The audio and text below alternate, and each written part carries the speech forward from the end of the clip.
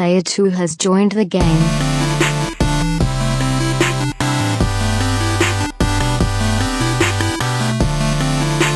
right, you want to get the news of the week, Sean? Yeah, let's do it. Rockstar is re-releasing a game, and I am shocked. Not because they're re-releasing it, because it's also coming out on a certain Nintendo console called the Switch. L.A. Noire is coming back out. This comes from Kotaku. The detective game L.A. Noire is coming to Switch, Rockstar said today. This was last week. Blowing the minds of Nintendo fans everywhere. Also, it's coming to PS4, Xbox One, and the HTC Vive. This new version of the game will be out on November 14th. The HTC Vive version will feature only 7 of the game's cases, while the 3 console ports will include the entire game. The Switch version also comes with all sorts of gimmicks like a Joy-Con mode, touchscreen controls, while the PS4 and Xbox One version come with fancy new graphics. Here's Rockstar. If you picked up on that, if you didn't pick up on that, we'll pick up on it when we come back and talk about it. LA Noire on the VR case files for HTC Vive delivers 7 of the original engrossing self-contained cases from LA Noire rebuilt specifically for virtual reality, blending breathtaking action with true detective work to deliver an unprecedented interactive experience. So basically, it's part of the game, but it's only part of the game, but you get to play in VR. Cool. LA Noire for the Switch features the complete original game and all additional downloadable content with specific enhancements, including a Joy-Con mode with gyroscopic, gesture-based controls, HD rumble, and a new wide and over-the-shoulder camera angles, plus contextual touchscreen controls for portable detective work. LA Noire for PlayStation 4 and Xbox One delivers the complete original game and all additional DLC with a range of technical enhancements for greater visual fidelity and authenticity, including enhanced lighting and clouds, new cinematic camera angles, high-resolution textures, and more. LA Noire plays natively in 1080p for the PS4 and Xbox One, and stunning 4K for the PS4 Pro and Xbox One X, capturing the grit and grime of the City of Angels like never before. If you notice, it's only the PS4 and Xbox One versions that are coming with, what do they call it here? A range of technical enhancements for greater visual fidelity and authenticity. So basically, the Switch port is just the PS3 and Xbox 360 version, whereas the PS4 version is the up-res version. Does this surprise us at all? No.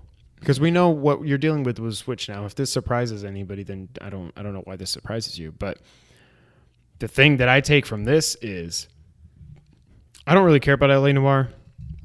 I remember it was the biggest deal ever when it came out because of all the facial animations and everything. Like, it was the most realistic motion capture you've ever seen. And still to this day, it holds up. It's like you're looking at somebody actually talking, unlike Horizon Zero Dawn. But it's a Rockstar game. I get it. But it's just not for me. My detective games are Arkham games, and that's really it for me. But this is Rockstar putting a game on the Nintendo Switch. This, to me, is potentially, not necessarily, but potentially huge going forward. Grand Theft Auto 5, let me just say, is one of the top 5 to top 10 selling games every month, 3.5 years after its release. I'm not saying I necessarily think they're going to put GTA 5 out on the Switch, but Sean, are you encouraged by the fact that Rockstar, the granddaddy of all developers, maybe second only to Naughty Dog, is actually putting out LA Noire, be it a 6-year-old game, on the Nintendo Switch? Or am I making too big a deal of this? I would say it's definitely promising, but I don't know. It's tough because I don't see the Switch. I mean, I guess GTA 5 came out on PS3, so why couldn't it come out on the Switch? But, and I mean, Zelda's huge, but it's not as detailed huge as, it's still a lot of wilderness. I don't see Grand Theft Auto 5 on the Switch. And I certainly don't see whatever Grand Theft Auto 6 ends up being coming out on the Switch. Right. So I think it's promising that a big developer like that is, showing faith in the Switch. And it's funny how we talk about it like that. Like, it's freaking Nintendo. It's like, oh, cute little Switch. We'll give it a try. Let's see Right. what this little... I mean, it's Nintendo, but Right. I mean, that's how we all talk about it. But it's promising. I like it, but I don't really know what it means. I think even Grand Theft Auto, not to poo-poo Grand Theft Auto 5, but I think Grand Theft Auto 5 is really, really pushing it for the Switch. And I don't even know if it could be done. I think it could be And done. Grand Theft Auto 6 is only going to be bigger. Yeah, I think it could be done. There won't be online because I don't think Rockstar would even waste their time with GTA No. Online on the Switch with how screwed up, how you got to have like 17 wires to get chat to work and stuff. There's no point. Yeah. I think it could work. The funny thing though is the Switch only comes with 32 gigs of onboard memory. That damn game on if I install it again on my PlayStation now, and granted, a lot of that's going to be GTA Online, but it's like a 70 gig game at this point. Yeah. Like you would have to either get it on the card, on the game cart, whatever they're calling it, or you would have to download it and have to have a big SD card for it to even be able to be playable. Right. Yeah. I don't know. Like I said, I guess I don't really know what it means. There are But rumors. it's a good sign. Yeah, there are rumors that Bully 2 is in development. Now that I could see. on That the that Switch. is gonna That's a be much their more next game after intimate. Red Dead. It's not like this big grand scale. I guess. I mean, I've never played Bully, but No, if you're just talking about a high school. right, and maybe a little of the surrounding area. So that to me, that's got Switch written all over it. Yeah. But I don't think we see Grand Theft Auto Or Red Dead. or Red Dead for that matter. Yeah. I think what it means more than anything is, and again, and the other thing that's funny, the game is $10 more on Switch than it is on PS4 and Xbox One. This goes back to the whole thing we heard about ahead of time with Nintendo forcing people to use these game carts instead of optical media. The carts are more expensive to produce, so there was going to be issues with pricing. Yeah, it's going to be it's going to be 50 on Switch, whereas it's 40 on PS4 and Xbox One. That's not good. And because of that, then the digital copy has to be the same price too, because they can't undercut the physical copy. I don't like that one bit. Yeah. That's a little odd, but It is. But again, I think more than just like, okay, Rockstar's making a game, like you said. I mean, maybe they would put out GTA 5 on this. I doubt it. But they're so secretive about everything that it could be being worked on. We don't even know. It would sell just because. But I think more than that, GTA 6 isn't coming, but I think more than that, it shows that developers other than Nintendo have some faith in this thing. right. Which is good. I mean, it's selling like hotcakes. I might as well talk about this right now. We'll skip it later. The Switch sales in Japan. So the Switch in Japan has sold 1.5 million units in 26 weeks. It took the PlayStation 4 69 weeks to sell 1.5 million units. Now, it's not necessarily apples to apples, because I don't know if there were severe shortages of the PS4 in Japan. Obviously, there's been shortages of the Switch, but there's a lot of extenuating circumstances that we don't know about those numbers. But on face value, it sold 1.5 million in almost a third of the time. Like, that's a big deal. Nintendo has always been big in Japan, but so has Sony. It's not like we're talking about the Right. Xbox, which does not sell in Japan at all. They probably haven't sold 1.5 million units in their entire lifetime of the Xbox One in Japan, because it's just a Western system. It's people in the East don't really care about it. So the Switch obviously is a success. I just think maybe developers are taking notice. Capcom has said they're going to keep supporting it because they sold 450,000 copies of a friggin' how old is it? 25-year-old game in Street Fighter 2. Yeah.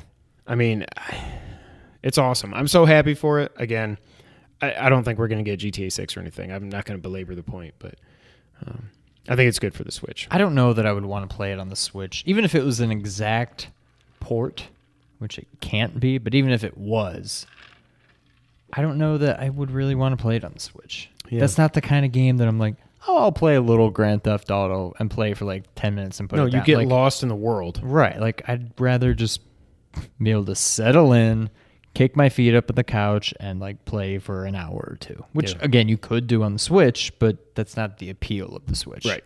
So I don't know. I agree. Speaking of the Switch, interesting little tidbit came out here on IGN from the CEO of Pokemon. You don't have the copy in front of you, so you're going to make me say it. This comes from IGN. The Pokemon Company's CEO... Oh, it's not on here? No, it's on there. It's at the top. Oh, right there. The Pokemon Company's CEO... Sean's better at this than I am.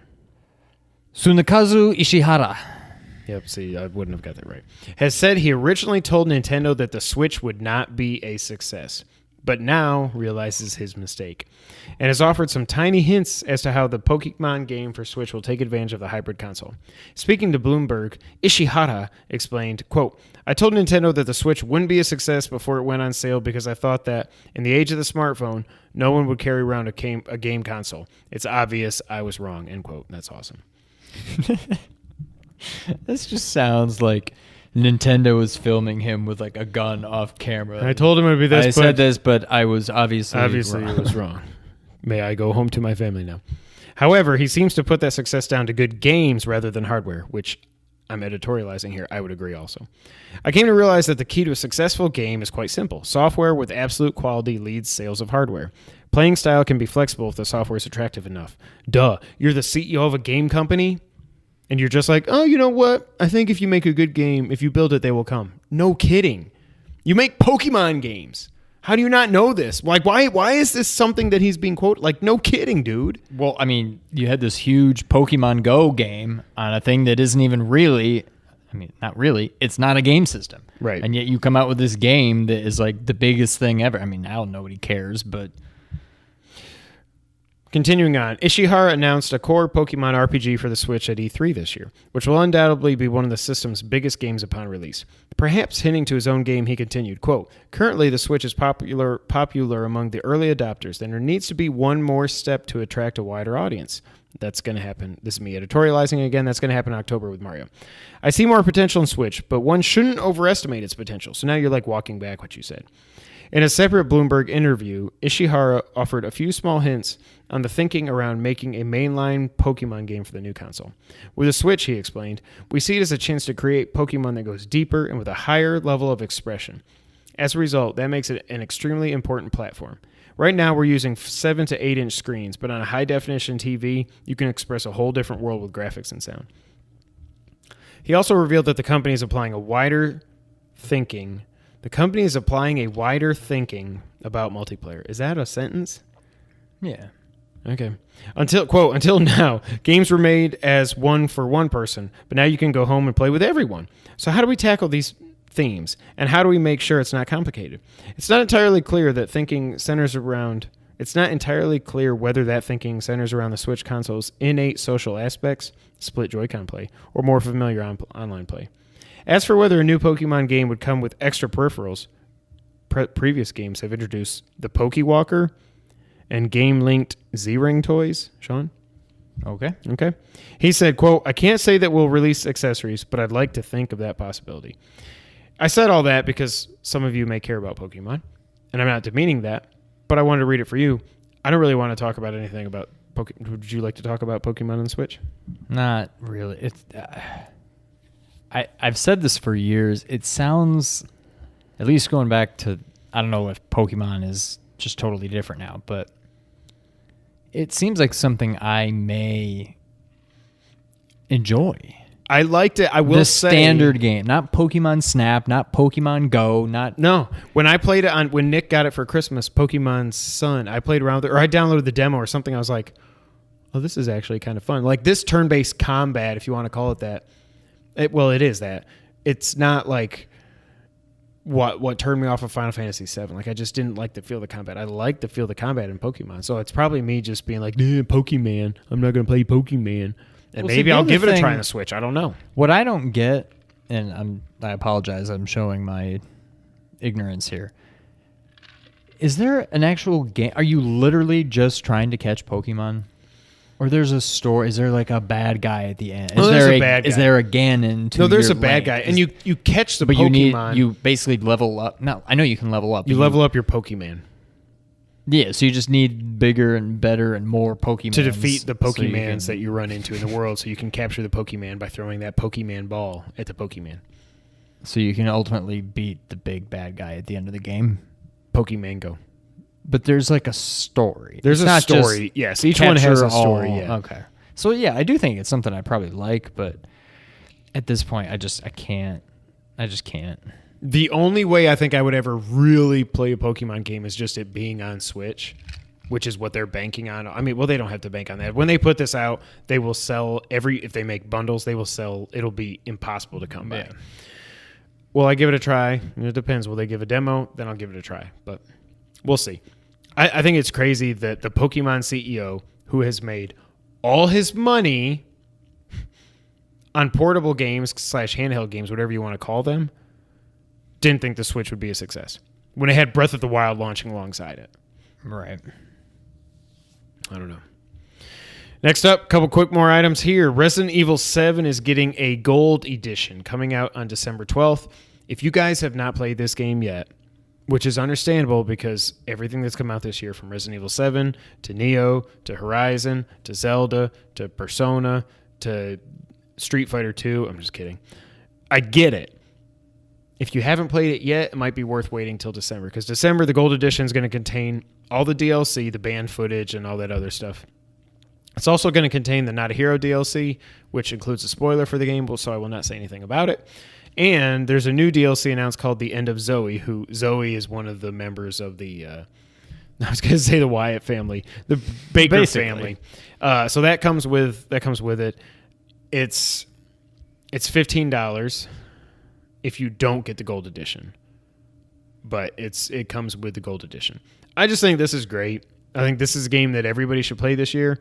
If you're not a kid or if you're not easily scared, you should definitely play this game. Yeah, I mean, this game, every time I talk about it, I say the same thing, but this game is unlike anything I've ever played before. Mm-hmm. I will say it's not a perfect game. The end kind of tails off, but the first 2/3 are like you said, yeah, unlike anything I've ever played in video games ever, period. Yeah, I've never had a game simultaneously make me want to keep playing, and at the same time, like there were times where I'm like, Brittany's out, I'm home alone, I'm just like, I want to play, I want to get further in Resident Evil, but I couldn't bring myself to do it. I'm like, it's too stressful, but like good stressful, not bad stressful, like playing Sonic and Oil Ocean Zone. Well, I was gonna say like Twilight Princess. Yeah, like I want to play that game, but I don't want to deal with the wolf stuff. Right. It's not that at all. It's just so stressful. I want to play this game. I may play through this game again this year. I'm not sure yet, because there's Mario. There's nothing in November I'm going to play, because I'm not playing any of those first-person games. Noah wants Battlefield 2. I think he's going to buy it, or Battlefront 2. When it comes out, I may play that. I'll probably play that here and there, but after Mario, there's not anything that really tickles my fancy. I'll probably go back to the Pi mostly, I would guess, but I really want to play through this again. I think the next two games that I replay are in some order, probably this first and then Last of Us. I have to play through that again. Oh, that reminds me. I do have something to play in November. I've got the Horizon DLC, and then probably in December or late November, the Zelda DLC. So never mind. Because I feel like those are both, they're not going to be their own game. It'll probably be 2 to 3 hours of additional content is what I would guess. But yeah, I'm going to get sucked back into both those worlds. I know it. Especially because I'm not going to download the DLC. Actually, I might download the DLC for Zelda before then, just so I can see my little footsteps and be like, oh my God, I haven't gone anywhere in this world. Yeah. So yeah, if you haven't got RE7 yet, wait till December 12th. Get it with all the DLC. It's worth it. I'm still looking so forward to the Not a Hero DLC, even though I think it's going to be more like the last third of that game than the first 2/3, just based on who it is and all that. Still can't wait to play it. because I want to know what they do with that, and I want to know if it ties Now, into when 8. is that out? When is that out? No, it's not coming out until December. It's going to launch alongside it sounds like. Okay. So that was originally supposed to be a Q2 release, and then they're like, you know what? We just want to do it right. It's not coming out anytime soon. When we get it That's right, fine. we'll release it. Which that's There's I'm like, something to be there's said enough to for- play. yeah. Get it right, especially if it's because I really think it's going to tie into 8 big time. I think it's going to be It a has post-credit to. scene for 8. Basically, is what I think. Yeah. One more item here. Speaking of Resident Evil,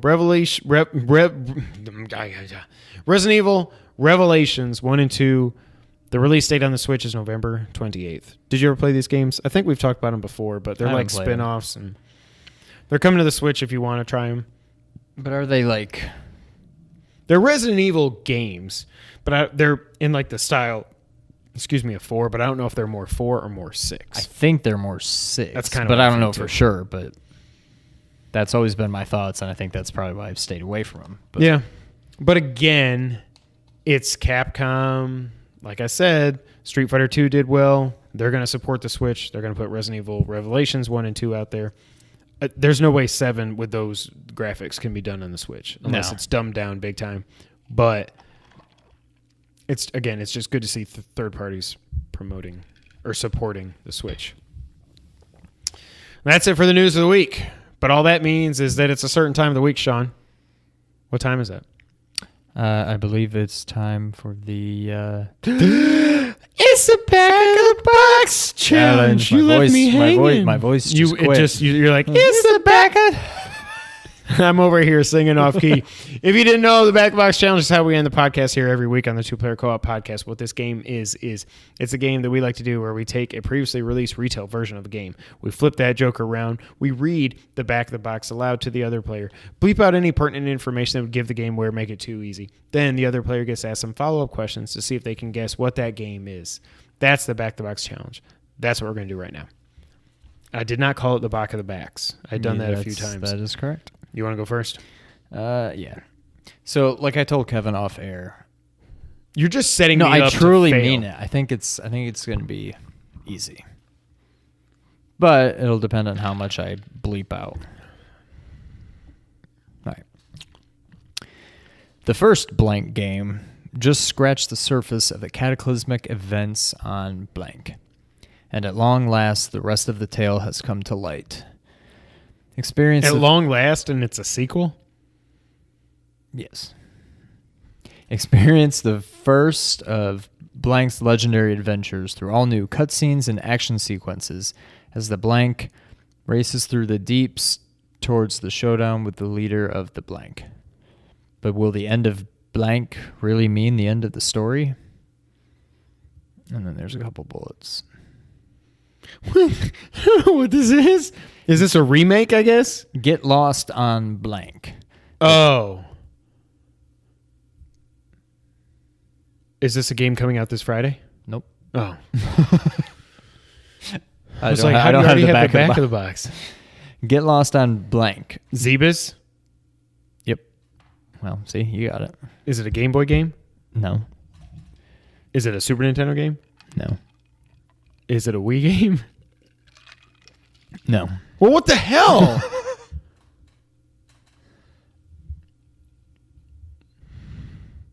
Oh, is it a Game Boy Advance game? It is. Does it have a number less than 1 attached to it? It does. Okay.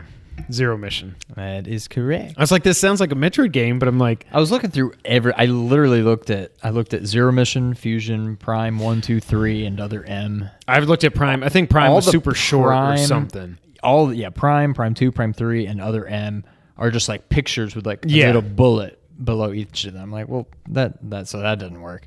And then Fusion was almost as obvious as that. So you're telling me I should play Terra Enigma over this. Again, I'm going to play Metroid here. Yeah, because because I think you're going to get your Metroid fix. Yeah.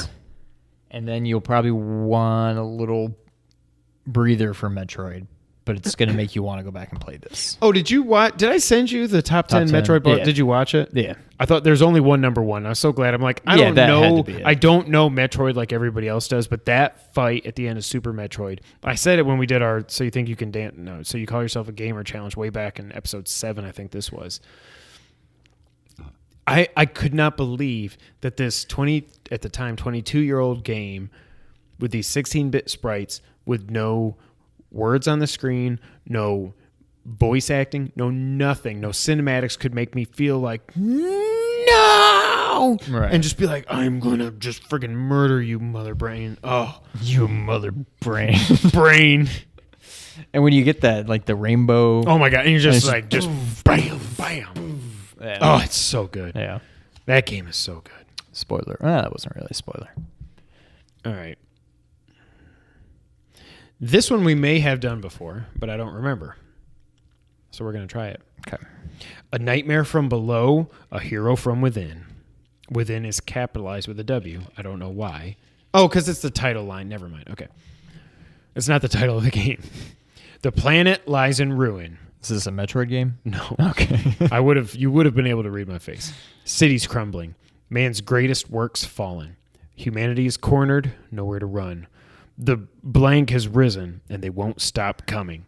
They won't stop killing. Is this a PS3 game? No. 4? No. Oh.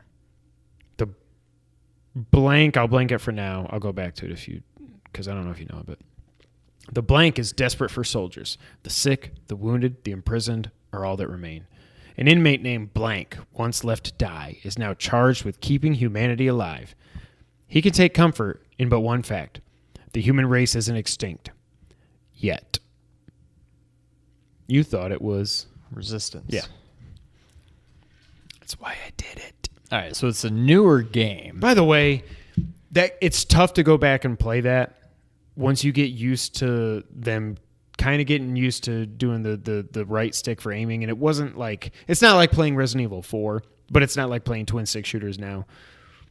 That game and Resistance 1 and 2 are so good. I still cannot believe I never went back and played Resistance 3. That's one of those, if it's ever on a sale for like $7-8 or something, that Wario will tweet me about. I'm going to get it because I loved 1 and 2. The ending for 2 kind of rubbed me the wrong way, but the story of 1 is amazing. The gameplay and the story of 2 is amazing up until the end, which some people love it, some people don't. But anyways, you should play is what I'm saying. Okay. Oh, we need to do our challenge again. So I can tell this is a new-ish game. Is this like... Doesn't sound like a 90s game to you. That's what I'm saying. Like, I don't know. They're pretty Video easy games to tell. have changed. Writing shouldn't really have changed so much in the last 25, 30 years. Yeah, but you like- can just tell the... Because they're not like, hey, dude, there's a soldier and he's got to go get the bad guys with the big guns, dude. Was that two crude dudes? Basically. Or bad dudes. One or the other. All right, is this a first-party game? Not what I meant. Is it a console exclusive? Yes. Xbox Yes. of some variety? The Xbox family, yes. A 360? Yes. Is it Gears of War? Oh, my God. I went on a roll there. So I bleeped out the Locust Horde has risen. That wouldn't have meant Okay. anything to I me. didn't think so. The Coalition is desperate for soldiers, is what I bleeped out. Now, the Coalition, Yeah. the guys who made this, correct me if I'm wrong, Matt, I know you'll correct me, because Matt's the Xbox guy. The guys who made the first Gears of War, they broke off to do their own company. Originally, they called it Coalition, and now they've renamed it to Black Box or something like that. Not Gearbox. Gearbox is something else. But I know I'm wrong, but just tell me what the name of the thing is. I can't remember. But again, Gears of War, of all the non-Sony, non-Nintendo franchises that I missed out on, that's the one that I'm like, man, I really wish I wouldn't have missed that. How many have there been? 3? 4. There's They been just 4? 4 came out last year. 4 came out last year because Halo 5 was 2015. Gears was 2016. Yeah. Okay. It's the one I missed out on. I want to play it. I don't have an Xbox. I had an Xbox 360 and I sold it immediately after I won it at work. You almost had an Xbox One. I almost had an Xbox One. I need to go back through his mentions, just see if anybody actually got it. There's no way. Somebody did. Somebody screenshotted and blacked everything out and said, shipment, I know. on its way. But I had one they of could these. still call it back. We've got the Echoes and stuff. I had an Echo Dot that I ordered for free, said it was shipped, and then mysteriously it said, oh, it was damaged in shipment. We'll get another one out. And then I got an email, no, it's been canceled. Sorry. That was a deal that should never have been up there. We're sorry. I'm like, well, dang it. I don't. I mean, this is like a $350 bundle. They're not going to just give it out for free. But, anyways, thank you guys so much for being here. This has been episode 91 of the Two Player Co-op podcast. Seriously, thank you guys so much for being here. If you didn't know, you can find us at nerd901.com because we are part of the Nerd 901 family. Go to nerd901.com for all things nerdy in Memphis and around the globe. While you're there, check out Pixels and Papers. Check out everything else that's going on at Nerd 901. They're doing great things over there, expanding their horizons, if you will. Synergy is great. And it's been synergy. Was that a Hadouken? That was the Blitzball Yeah. thing from Final Fantasy X. I don't even know. I thought that was a Dragon Ball reference.